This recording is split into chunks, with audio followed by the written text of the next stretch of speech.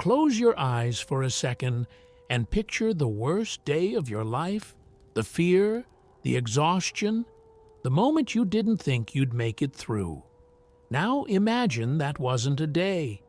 Imagine it was every day, from the moment you were born until the moment something finally caught you.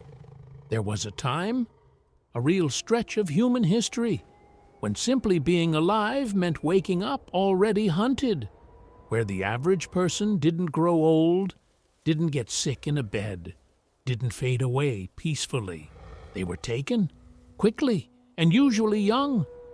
We like to think of our ancestors as tough, survivors, and they were. But the world they survived wasn't just hard. It was a nightmare engineered to kill them in 100 different ways. And the worst part, most of them never saw it coming. Let me show you what it was really like. Let's get one thing straight first. When I say the worst time to be a human, I'm not talking about a bad year. I'm not talking about a famine or a war or a single plague that came and went. I'm talking about an entire era, tens of thousands of years, where the deck was stacked against you from the moment you drew your first breath. Go back deep into the Stone Age, long before cities, before farms, before writing, before any of the comforts you take for granted existed even as an idea. There were no walls, no locks, no doctors, no law. If something wanted to hurt you, the only thing standing between you and death was your own body and the handful of people around you. And they were just as fragile as you were. Now here's the part that's hard to wrap your head around. We picture early humans as the hunters, spear in hand, chasing down the mammoth, lords of the wild. And sometimes, yes, that was true. But flip that image around, because for most of our history, we weren't the predator at the top of the chain. We were prey. Think about that. A soft, slow, clawless creature with no fur to keep it warm and no fangs to defend itself, dropped into a world absolutely packed with things that were faster, stronger, and hungrier. To the giants of that age, a human wasn't a threat.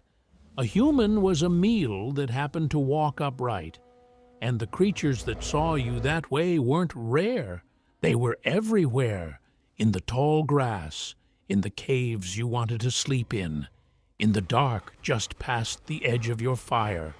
Every shadow could be the last thing you ever wondered about. So how did anyone survive at all? That's where the story gets even stranger. So what exactly was out there waiting for us? Start with the cats, not the cats you know.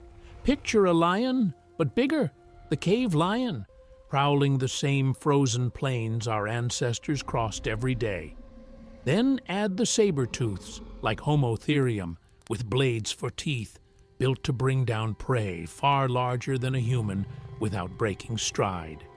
To them, a person alone was almost too easy. Then there were the bears.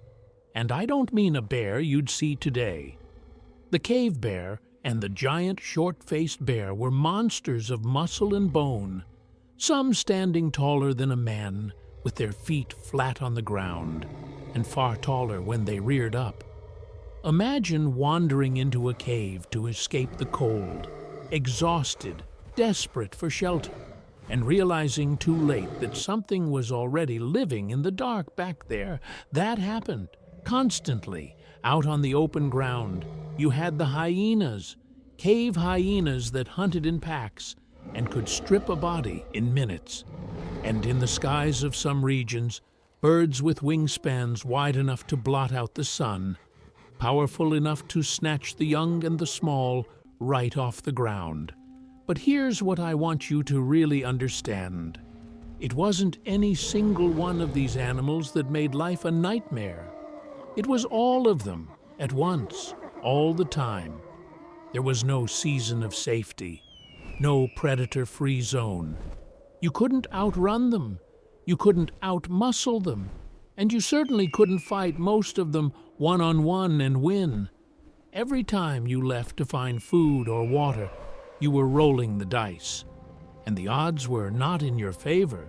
And yet, somehow, we're still here, which means something about us was working, even surrounded by all of that. Here's the twist, though. The predators, they might not even have been the worst of it, because the truth is, most people back then never lived long enough to be eaten. Something else got them first. Think about the cold. We're talking about the Ice Age. A world where winter wasn't a season, it was the climate.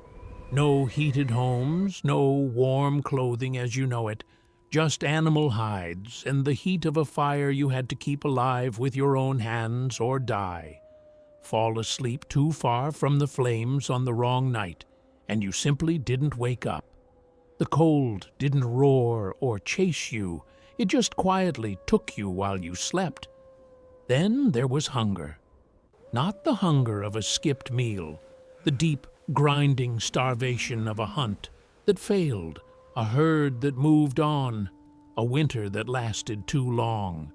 Food wasn't something you bought. It was something you bled for every single day with no guarantee. A few bad weeks could end an entire family. And then there was the thing that needed no teeth and no claws at all, injury. A broken leg today is an inconvenience. Back then, it was often a death sentence. A twisted ankle meant you couldn't run, couldn't hunt, couldn't keep up with the group. A simple cut could turn black and fevered with infection, and there was nothing anyone could do but watch. No medicine, no surgeon, no second chances. So picture the full weight of it now. Predators in the dark, cold in the air, hunger in your belly, and your own fragile body, one stumble away from the end. This is the world that shaped us, and it raises a question that should genuinely unsettle you. If it was this brutal, how did our ancestors not just survive, but find reasons to keep going at all? The answer isn't strength. It isn't speed. We had neither. The answer is each other. A single human in that world was as good as dead. But a human was almost never meant to be alone.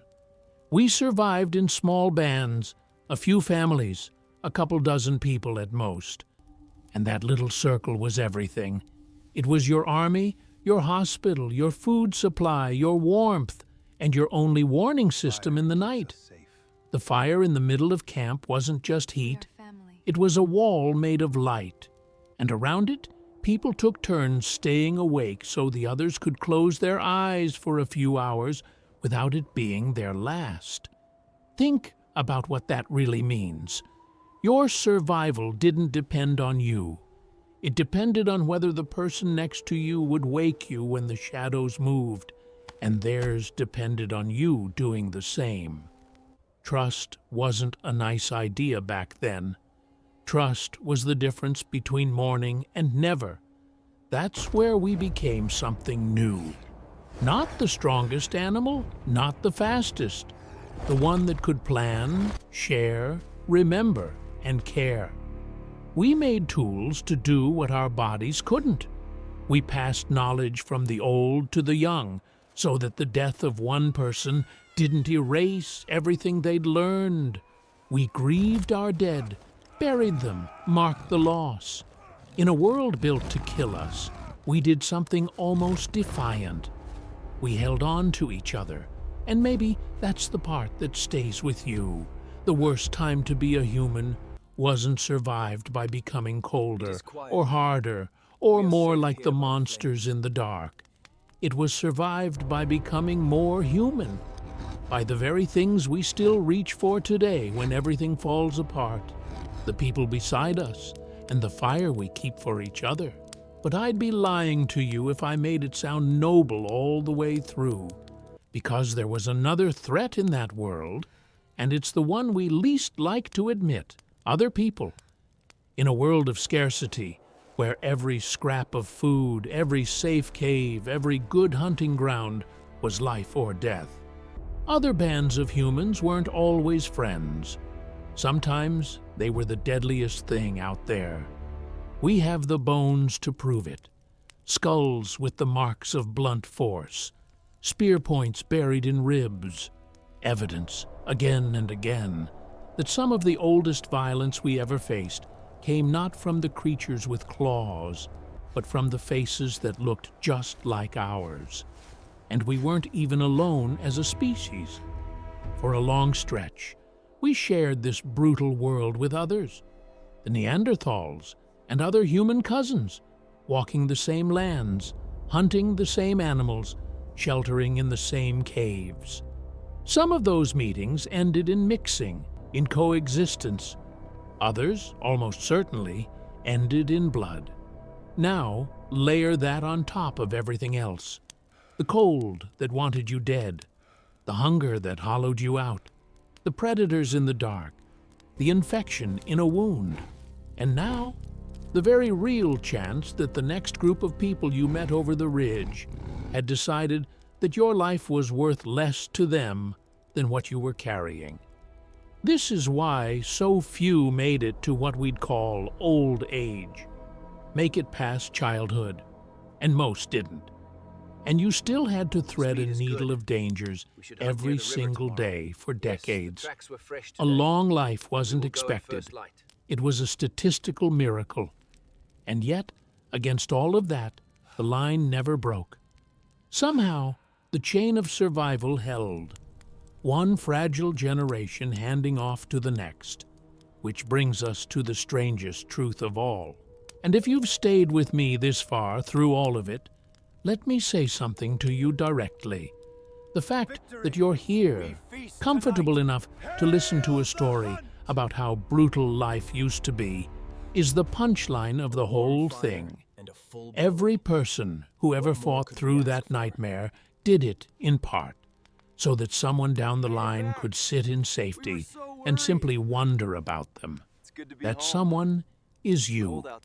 So, if this is the kind of story that pulls you in, subscribe and stay with us, because we go back into these forgotten worlds every week, and there's so much more of your own history waiting in the dark. Now here's the strangest truth of all, the one I promised you. Every single person alive today, you, me, everyone you've ever met, is the end of an unbroken chain. Not one of your direct ancestors died before having children, not one. Through tens of thousands of years of cold, hunger, claws, and violence, every last one of them survived just long enough to pass life forward. The odds of that, stretched across all that time, are almost unimaginable. You are not just a survivor of the worst time to be a human. You are the living proof that it could be survived at all. You carry, right now, in your body, the result of the most relentless winning streak in history. Thousands of lives that refused to be the one that ended it. That mammoth hunter, shivering by a fire 40,000 years ago, terrified of the dark. If even one thing had gone differently for them, you would not exist. They made it. For you. And that changes how you see the soft, safe, ordinary day you're living right now. So, was it the worst time to ever be a human? By almost every measure we have. How long you lived, how you died, how much you feared, Mapa? Yes. Nothing we face today comes close to the daily brutality of that world. But sit with the other half of it for a moment. Those people with everything against them still found fire to gather around, still made art on cave walls by flickering light, still held their children, still buried their dead with care, still looked up at the same stars you can see tonight and felt something. They were not just enduring, they were living, fully, fiercely in the short time they had. The next time an ordinary day feels heavy, the warm room, the full plate, the people who'll notice if you don't come home. Remember what it costs to get here. Remember who paid it. You woke up today on the winning side of a war that lasted 100,000 years. Most of them never knew they were fighting it for you. If this touched something in you, follow the channel so you don't lose the way back. And share it with 5 people who should feel it too. Then tell me, honestly, in the comments, whose story should I tell next? I read every one. I'll see you in the next Lost World.